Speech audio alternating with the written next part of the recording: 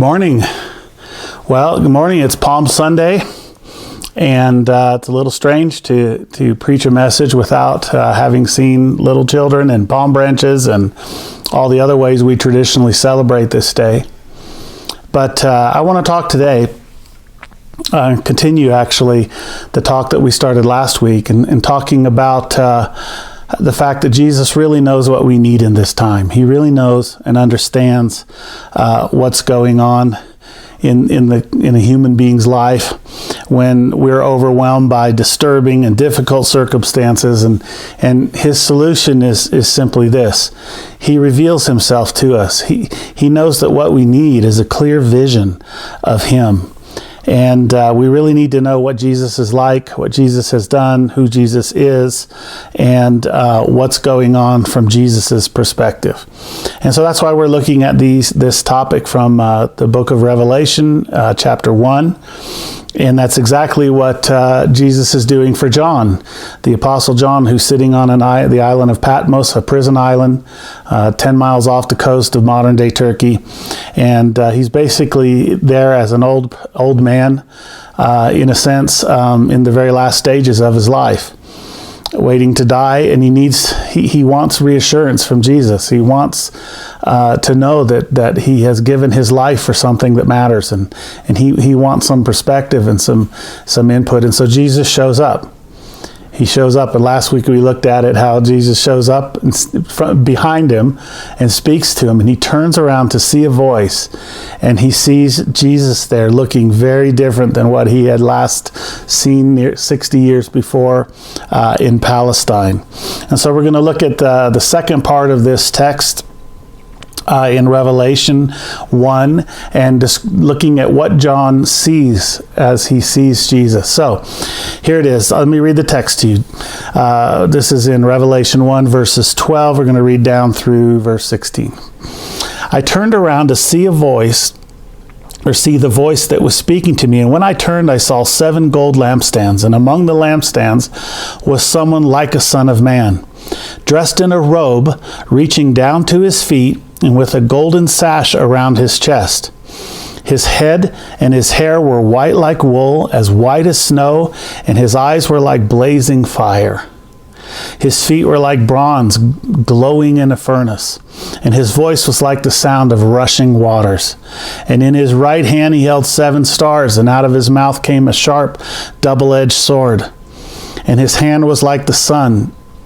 His face was like the sun, shining in all its brilliance.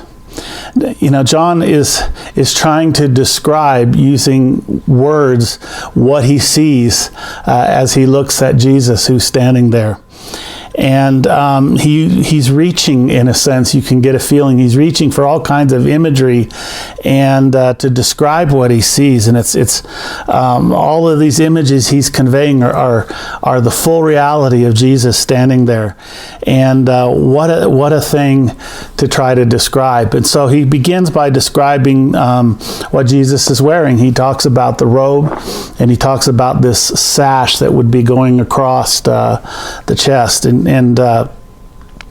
And so when Jesus shows up, it's he presents himself in a way that conveys all kinds of meaning through symbols and these things. So what statement is Jesus making by showing up dressed like this? Well, the robe signifies a number of kind of things. First of all, the robe is a priest's robe. It's not only a priest's robe, it's the robe of the high priest, like the one that Aaron wore in the very beginning of God's interactions with the people of Israel. And the glorified Son of Man, Jesus, is trying to tell us that he is the great high priest. And this image communicates that Jesus as a priest is a mediator. That's the main function that the priest had. A priest, in a sense, is a bridge builder. And Jesus is reminding us, or John is trying to remind us, that Jesus is the greatest bridge builder of all time. He's the one who bridges that infinite chasm between us and God. And he does it because he knows both sides of the chasm. He knows what it's like to be human because he is fully human. He knows what it's like to be on the side of God because he's fully God. He's the great high priest, and he mediates this distance between us. He closes the gap. That's why he's dressed like this. A golden sash around his chest. If you wear a belt around your waist, it means that you're preparing for work and you're girding yourself, getting ready to work. But when the belt is worn around the chest, the person, it means that they're done with work. The work is finished. The task, whatever it was, is done. And so John is trying to remind us of why Jesus showed up like this. He says the high priestly work of Jesus is finished. The one final sacrifice was made on the cross. He has done everything that needs to be done in order for us to have life, both now and forever. And boy, is that an important message for us right now in this time of uncertainty and filled with all kinds of questions about life and death, and all of us are tracking the number of people that are dying and the number of people that are sick and all these kind of things. Jesus wants us to know that his work is done. His work is done. He's done everything that needs to be done in order for us to have life now and forever. He closes that gap. He builds the bridge from now to eternity that we can go across. The robe is also a king's robe. John wants us to see that the high priest is not only the high priest, but he's also a high priest who is the king, who's enthroned above all authority. He's the one to whom every other king and every other queen and every other royal will give an account. And wow, wouldn't it be great to see Jesus in that way right now? Let's remind ourselves, he is the King of kings, above every other king. Through all the ups, all the downs, through all the upheavals in history, through all the pandemics, Jesus Christ is a high priest who builds bridges and is also the supreme authority. He is the king. And then John begins to try to describe the rest of the encounter by describing the features of Jesus. How can he possibly use human language and symbols to kind of convey all that Jesus wants to convey? So he has to use the word like. He says, this is like that. His face is like this. His hair is like this. And what he's saying is, this doesn't fully describe all that needs to be described, but it's on the way to it. So we need to read that into the language. And so he begins by talking about his head and his hair in verse 14. And he says, his head and his hair were like white like wool, like snow. Now, John knows the Bible very well. He knows very well that these words are the same words that are used in the vision Daniel had that we looked at last week, which describes the Son of Man. There was one like a Son of Man. And the Son of Man in that vision is talking to the Ancient of Days. And the Ancient of Days is described as one who has hair that's white like wool, like snow. And so what you can see now is that John, as he sees Jesus and the way Jesus is presenting himself, can you see what John is seeing? The Son of Man, Jesus, shares in the character and the being of God. Jesus is, in fact, also the Ancient of Days. This great thing that is described. Fantastic. But there's more. His head and hair, white like wool, white like snow. These words white describes the agelessness of Jesus Christ. He was there from the beginning, before the beginning. He was there after the end, and he's there in the middle. He was before, after, and in the middle. He's there all the time. That's what he's saying. The rise and the fall of every world power, everything that's ever happened, Jesus has been through it. He's watched the fall, the ascent, and the collapse of nearly every human system of government, and Jesus just keeps on standing.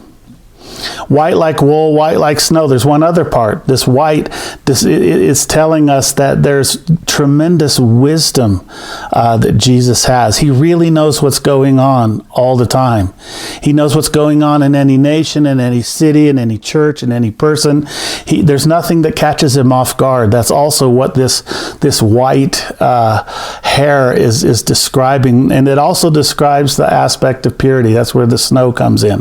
White like snow, the sinlessness of Jesus Christ. He's perfectly clean, altogether holy and set apart.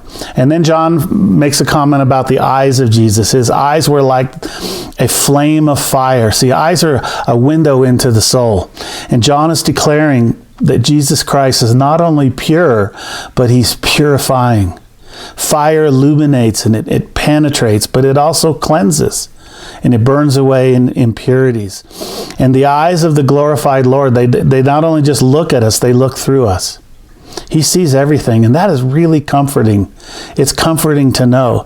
It's very scary and painful sometimes, but it brings great freedom to know that there's no hiddenness. We don't need to concern ourselves with that. Jesus can look right through it all. He looks through all the masks. He looks through all the facades. He sees all the junk that has the potential to ruin my life. And he comes and he sees it with eyes that purify and cleanse and burns all that stuff away. Oh, it just makes me want to pray, Lord, look at me, look into me, shine your purifying light and just burn away, burn off all that would keep me from you and your wholeness. Oh Lord, please do it. Please do it. He goes on to talk about the feet. He says about Jesus' feet, his feet were like bronze glowing in the furnace. Everyone knows the history in the Old Testament, because every Jewish person would know, and they would think of the book of Daniel, and they would think of this huge statue that was revealed to Nebuchadnezzar, the king of Babylon, and talks about all of the human kingdoms of the ancient world were represented. But in that vision, the huge statue, the feet were made of a mixture of iron and clay, a mixture that could not bear the weight of all the other kingdoms. And in this picture, Jesus wants us to see something completely different. The glorified Son of Man has feet of burnished bronze, strong, firm, steady. It's already been tested and strengthened by fire. All other kingdoms rest on shaky feet. That's what the vision of Nebuchadnezzar tells us. But Jesus wants us to see something different. His kingdom endures forever, and it's built on feet that are solid and firm and strong and tested by fire. And then John comments on the voice. His voice was like the sound of rushing waters, and those words can just convey awe-inspiring power. I don't know about you, but I just love the sound of rushing water. It's just one of the greatest things ever. And the image suggests that when Jesus is speaking, his voice is like the sound of water over rocks. It drowns out all the other voices, first of all. And yet that sound also fills the one who's hearing it with peace and with quiet.